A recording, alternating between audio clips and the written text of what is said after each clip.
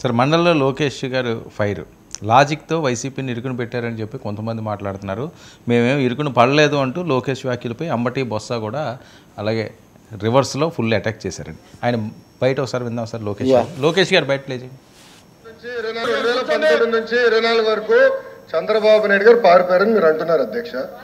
మీరు నాకు తెలిసినంత మీరు ఎమ్మెల్యే కాదనుకుంటప్పుడు చంద్రబాబు నాయుడు గారు హౌస్కి వచ్చారు, శాసనసభ సాక్షిగా నా తల్లిని అవమానించారు అధ్యక్ష. అది గుర్తుపెట్టుకోండి. మీరు గౌరవ సభతో వస్తున్నారు, నా తల్లిని అవమానించారు. ఈ రోజు మీరు కావాలని పోస్టులు కూడా అట్టని పెడుతున్నారు. మా తల్లిని అవమానించారు. ఆ రోజు మీకు గుర్తురాదా? ఎన్ని ఎక్కడ అవమానించలేదు సార్, ఎక్కడ అవమానించలేదు. మీరు ఎట్లా మాట్లాడారో. మీరు ఉన్నారా హౌస్ లో? మీరు ఉన్నారా హౌస్ లో? మీరు ఉన్నారా హౌస్ లో? ఆ రోజు కూర్చోండి. మా తల్లిని అవమానించారు. అక్కడ ఉన్నారా హౌస్ లో? షర్మిల గారిని అవమానిస్తారు, విజయలక్ష్మి గారిని అవమానిస్తారు, మా తల్లిని అవమానిస్తారా? ఏం గుర్తురాదా మీకు? అదే ఒక్క నిమిషం నేను కూడా మాట్లాడవచ్చు. గుర్తుపెట్టుకోండి. ఒక్క నిమిషం నేను కూడా మాట్లాడండి. ఏనాడు మేము మాట్లాడలేదు. కూర్చోండి. ఏనాడు జగన్మోహన్ రెడ్డి గారి కుటుంబం గురించి మేము ఏనాడు మాట్లాడాల? నేను ఏనాడు మాట్లాడాల? మా సభ్యులు ఏనాడు మాట్లాడాల? కూర్చోండి. శాసనసభ సాక్షిగా మా తల్లిని అవమానిస్తే కూర్చోమంటారా? కూర్చోమంటారా? 22 వరకు చంద్రబాబు నాయుడు గారు ప్రతిరోజు హౌస్కి వచ్చారు, ప్రతిరోజు హౌస్ నిలబడ్డాడు, సింగిల్ గా నిలబడ్డాడు. సింహంగా గుర్తుపెట్టుకో, సింగిల్ గా నిలబడ్డాడు, పోరాడాడు. ఆ రోజు మా తల్లి అవమానించారు కనుకనే బాధ తట్టుకోలేక సభ బైకాట్ చేసి బయటికి వెళ్ళారు. కానీ ఎమ్మెల్యేలు ఉన్నారు ఇక్కడ. నిమ్మల రామారెడ్డి గారు వెళ్ళారు, స్వామి గారు ఉన్నారు, ఇతర గొట్టపాటి రవి గారు వెళ్ళారు. అది మాకున్న చిత్తశుద్ధి అండి. ఈరోజు మీ ఎమ్మెల్యేలు ఎందుకు రావట్లేదు అని అడుగుతున్నా. 10 మంది జగన్మోహన్ రెడ్డి గారు కాకుండా 10 మంది ఉన్నారు, రాలేదు. మా తల్లిని అవమానిస్తే ఏంటి కూర్చోమంటారు? ఇంకా మాట్లాడతాం మేము మనుషులు కాదా? సొంత తల్లి అవమానించారు సార్ ఆ రోజు. మాడుకున్నా కూర్చోమంటారు. అయితే తెలియకుండా ఏదంటే అది మాడితే ఎట్లా అధ్యక్ష? ఎందుకు ఆ రోజు బైకాట్ చేస్తారో మాకు తెలుసు. నేను అక్కడే కూర్చోండి. తప్పకుండా ఇప్పుడు ఈ సన్నివేశం లోక్సభ మొన్న అసెంబ్లీ ఎన్నికలు అయ్యాక ఇటువంటిది ఒకటి జరుగుతుంది అనేది తప్పకుండా అందరికీ తెలుసు. కానీ నిన్న వచ్చిన సందర్భము మటుకు కొంచెం డిఫరెంట్గా ఉంది. వాళ్ళు ఏదో మాట్లాడుతూ జగన్ సభకు రాకపోవటం అన్న విషయం వచ్చినప్పుడు చంద్రబాబు కూడా రాలేదు కదా అని. చంద్రబాబు ఎందుకు రాలేదు అంటే నా తల్లిని అవమానించిన తర్వాత కూడా ఎలా ఉంటాడు అనేటటువంటి మాట ఆయన అన్నారు. రెండోది ఆగ్రహంగా ఏ కుమారుడైనా ఇంకో పార్టీ నాయకుడైనా సార్, ఆంధ్రప్రదేశ్ ఉమ్మడి రాష్ట్రం కానీ విడిపోయాక కానీ శాసనసభ చరిత్రలో ఘోరమైన అధ్యాయం అది. అవును. ఇంకా తర్వాత కూడా అంబటి మాట్లాడే దాని మీద కూడా నేను చెప్తా. కానీ నిన్న ఆ విషయం లోకేష్ మాట్లాడాడు. బొత్స సత్యనారాయణ ఎల్ఓపి ఇటువైపు ఉన్నారు. ఆయన బయట కూడా ఉంది, వింటారా? బొత్స గారు బయట ప్లే చేయండి. 90 కోట్లు ఖర్చు పెడితే ఎమ్మెల్యే గారికి ఖర్చు పెట్టారు, కానీ మిగతా కాలకాలు ఖర్చు పెట్టలేదు. ఏ పని వేగంగా జరుగుతుందో, ఎక్కడైతే జరుగుతుందో ఖర్చు పెడతారు. ఫౌండేషన్ దగ్గర అవుతాయి ఆ కార్యక్రమాలు. అంతేగాని వ్యక్తిగతంగా మాట్లాడడం తప్పుగా పట్టించడం లేదు, అందరూ స్లోగం చేయడము పూర్తిగా ఏదైతే మంత్రి గారి సమాధానం నిరసనగా నిరసనగా వారు ఈ చేస్తున్న ఈ కార్యం ప్రవోక్ చేయడానికి తప్పుదా ప్రవర్తించి ప్రజలు నిరసనగా సభను నిరసనగా ఏదైతే రాష్ట్రంలో 17 కళాశాలలో చదువుతున్న పేద విద్యార్థుల అవునిచ్చారికి వారికి వచ్చే అవకాశాలని ఈ ప్రభుత్వం కావాల్సిన నేపథ్యంలో ఈ సభ నుంచి వాకౌట్ చేస్తున్నారు. కళాశాలలో ఇప్పుడు వాకౌట్ బిట్ మీరు వేశారు. ఇది కాకుండా ఆ విషయం మీద కూడా బొత్స స్పందించారు. అయితే ఆ స్పందన ఎలా ఉంది అంటే, ఒకటేమో ఇప్పుడు సందర్భం కాదు ఈ విషయం తీసుకొస్తున్నారని ఒకటి, రెండవది ఎవరు కూడా సమర్థించరు. ఎవరి తల్లిని ఎవరినన్నా కానీ తప్పే, దాన్ని ఎవరు సమర్థించరు అనే వరకు ఆయన మాట్లాడారు. ఇంకే అంతకంటే వివరాల్లోకి ఆయన పోలేదు. సో ఇక్కడ లోకేష్ 2-3 చాలా తర్కబద్ధంగా, లాజికల్గా, పొలిటికల్గా కూడా ఈజ్ కరెక్ట్. ఇక అది ఏ మాటగా మాట చెప్పాలి కదా. మొదటిది సమర్థించలేదు. సమర్థించకపోవడం ఏంటండి? ఖండించడం వేరు, సమర్థించకపో ఎవరినైనా ఎందుకు పని కట్టుకొని సమర్థిస్తారు? కానీ లోకేష్ ఏమన్నాడు, మీరు ఆ వ్యక్తికి మీరు టికెట్ మళ్ళీ ఇచ్చారు కదా, అంటే ఐ థింక్ వంశీకి అనుకుంటాను, మీరు అతనికి మళ్ళీ టికెట్ ఇచ్చి అసెంబ్లీలో నిలబెట్టడం అంటే సమర్థించడమే కదా. ఈ ప్రశ్నకి సమాధానం బొత్స దగ్గర ఏం లేదు, ఎందుకంటే బొత్స ఏమి అభ్యర్థులను నిర్ణయించారు కాబట్టి. రెండో విషయం, ఇదంతా జరిగిన రోజు మీరు సభలో ఉన్నారు అంతే కదా, సభలో ఉన్నప్పుడు ఆ తప్పు ఖండించాలి కదా. ఇంకా మూడో అంశము లాజికల్గా అవమానించారు కాబట్టి మా నాన్న అంటే చంద్రబాబు నాయుడు సభను బహిష్కరించాడు, తెలుగుదేశం బహిష్కరించలేదు కదా. తర్వాత కొంతకాలానికి వాళ్ళు కూడా కొంత రకాన్ని వచ్చారు, చివరి సభకు మళ్ళీ వచ్చినట్టున్నారు. జగన్మోహన్ రెడ్డికి హోదా రాకపోతే జగన్మోహన్ రెడ్డి బహిష్కరించాలి, కానీ మిగతా ఎమ్మెల్యేలు అందరూ ఎందుకు బహిష్కరిస్తున్నారు? ఎట్లాగో ఆ 10 మందికి ఏం ప్రతిపక్ష హోదా రాదు కదా. అంటే ఒక నాయకుడికి మైక్ ఇవ్వలేదు, ఇవ్వరా ఇస్తారా కూడా తర్వాత వచ్చి చూడాలి.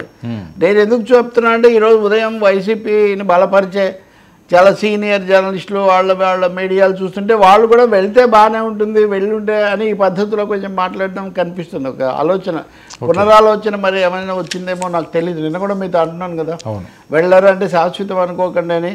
కాబట్టి జగన్ రాకపోవచ్చు, కానీ మిగతా 10 మందిని కూడా రాకుండా ఎందుకు అడ్డుకుంటున్నారు? ప్రజల తీర్పు ఏమవుతుంది అనే ఒక ప్రశ్న కూడా లోకేష్ ఇక్కడ వేస్తున్నారు.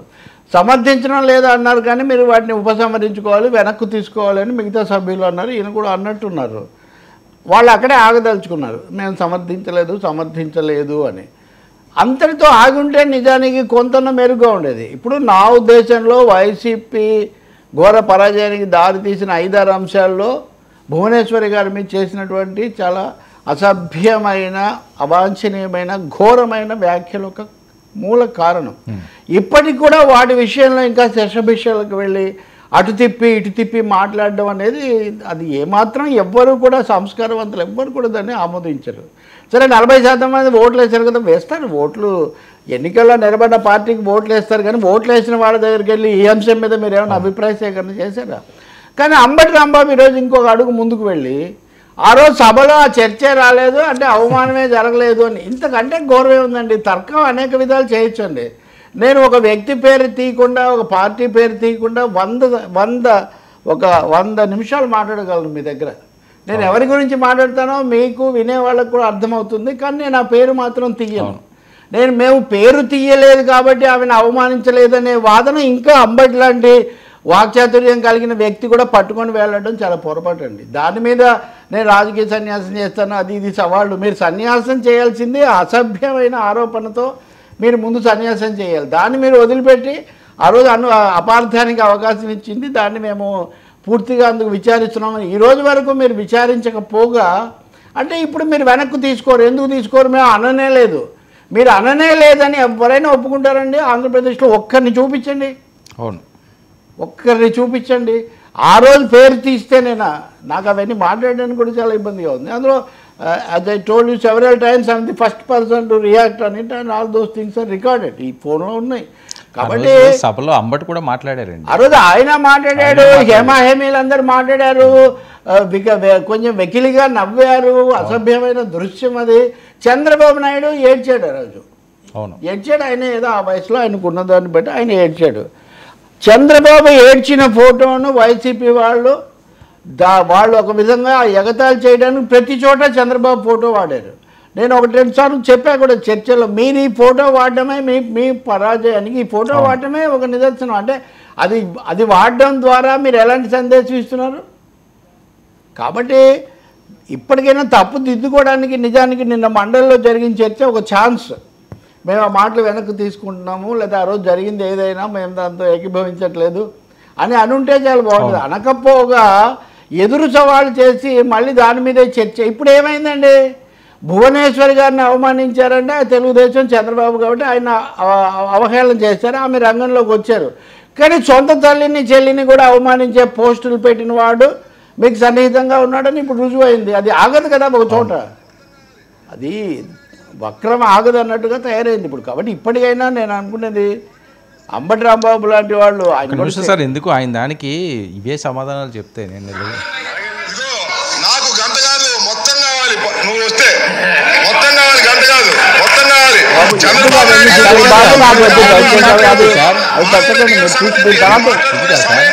ఒక్కసారి వినండి సార్. మొత్తం కాదు, మొత్తం కావాలి. చంద్రబాబు నాయుడు గారు బంగారం గంట కావాలో అరగంట కావాలో మాధవరెడ్డి గారి సంగతి ఏంటి ఎన్ని మాట్లాడుకునే సమయం కాదు ఇది.